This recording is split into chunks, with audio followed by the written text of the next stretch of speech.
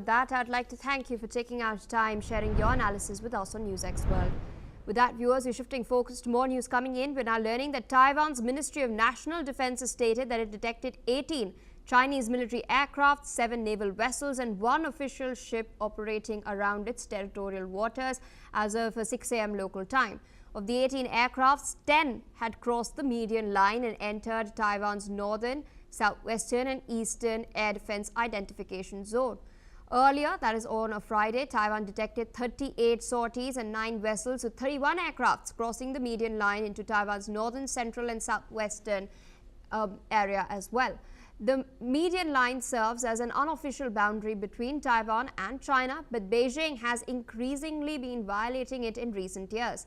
This latest movement comes amid heightened tensions in the strait, with China conducting near-daily operations around the sovereign island. Meanwhile, U.S. President Donald Trump has warned China against any sort of military aggression towards Taiwan, stating that Beijing knows the consequences and understands what will happen if it attempts an attack.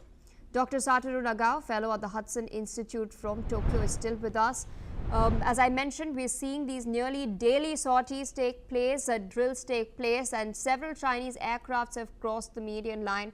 It's not something new, it's been happening for years now, but the frequency has been increasing. What sort of message, sort of signaling is China trying to send Washington by flexing its military might against Taiwan? Indeed, this kind of the frequency of the military operation is indeed very important because one by one they conducted, they can get they can get the chance to deploy the military force a little bit closer to Taiwan. So if in the long run they are planning to conduct, to invade Taiwan, in this case they try to conduct exercises and repeat again, and step by step their military forces is located near from Taiwan. So closing, just side of Taiwan they want to approaching. So that's why this frequent provocation from China is indeed a big problem. It could lead a big problem. So that's why recently the President Trump's remark is one thing. Another thing is just yesterday the Prime Minister Takaichi replied that if China invade Taiwan, this could be serious for Japan. Serious means that this is Japan try to join the move to protect Taiwan. And recently President Marcos in Philippines also mentioned about Taiwan a little bit. So step by step, their remark is mentioning their intervention very clearly. So that's why China's provocation is one thing, but reaction from the U.S. and Japan, the Philippines is another thing, and both sides try to push each other in Taiwan.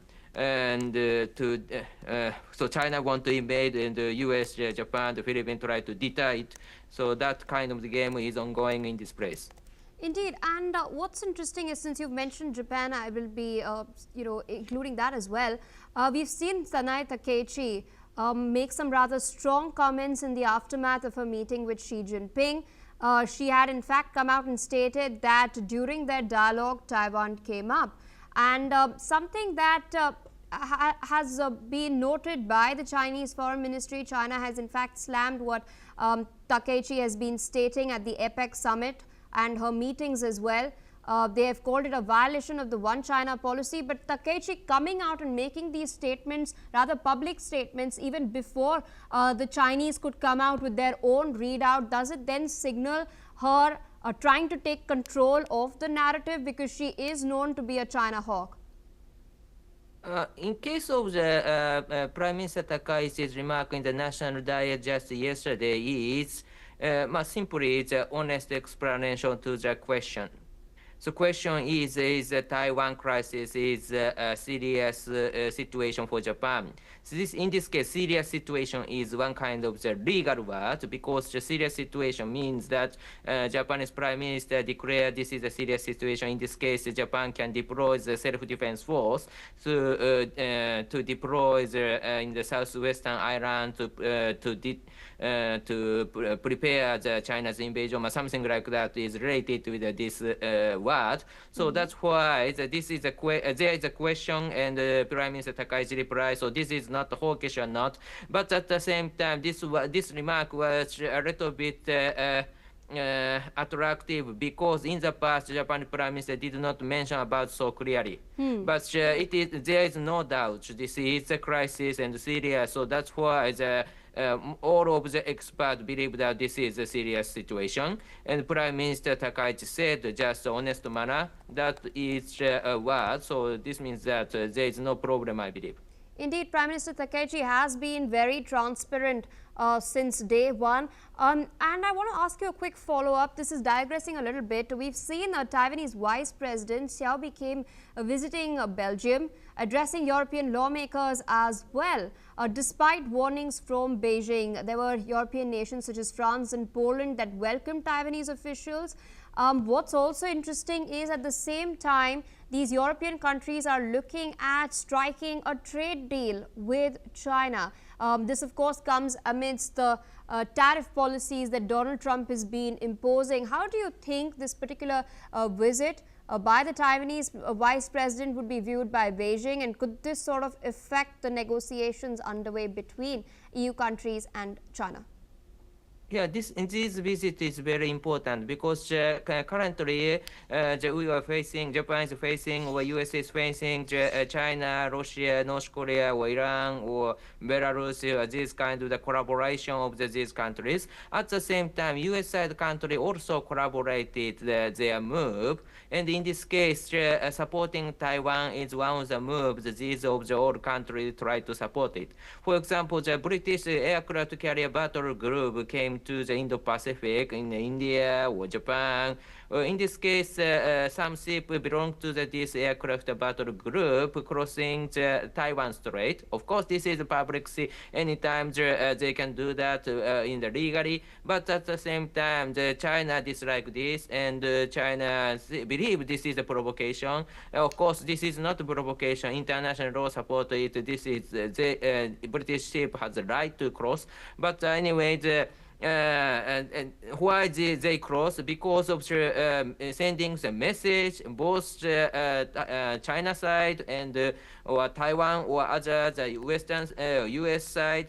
The British is supporting the move of the US and protecting Taiwan or denying the China's invasion of Taiwan is a good thing. So that's why such kind of move has happened. So from this, European countries far from Taiwan. Despite this, they believe they are the US side, and the Taiwan issue is also part of their issue. So this kind of the move situation is moving. So that's why this visit is an important message. All right, Dr. Naga, with that, I'd like to thank you for taking out time, sharing your analysis with us on NewsX World. With that, viewers, we're shifting focus towards more news coming in. We're now learning that rescue operations in the Philippines has been suspended, with authorities calling for preemptive evacuations as a super typhoon named Fung Wong is expected to hit the entire country within the next 24 hours. The death toll from Typhoon Kalmegi, which has wreaked havoc across the country, has risen to 204. The Meteorological Department has meanwhile warned that super typhoon Fung Wong could now bring heavy rains of about 200 millimeters or more, which could cause widespread flooding. Earlier, Kalmegi, which has been branded as the deadliest storm of 2025 and has devastated Cebu by sweeping away homes and vehicles, has of course already, as you can clearly see in those visuals on your screens, devastated the people of Philippines, and now within 24 hours they are expecting Typhoon Fung Wong, which is now being classified as a super typhoon as well. There are of course over 20 such typhoons that have been hitting countries across Southeast Asia this year. With that, viewers, it's a wrap on Primetime Asia. We will continue to track all of these updates very, very closely.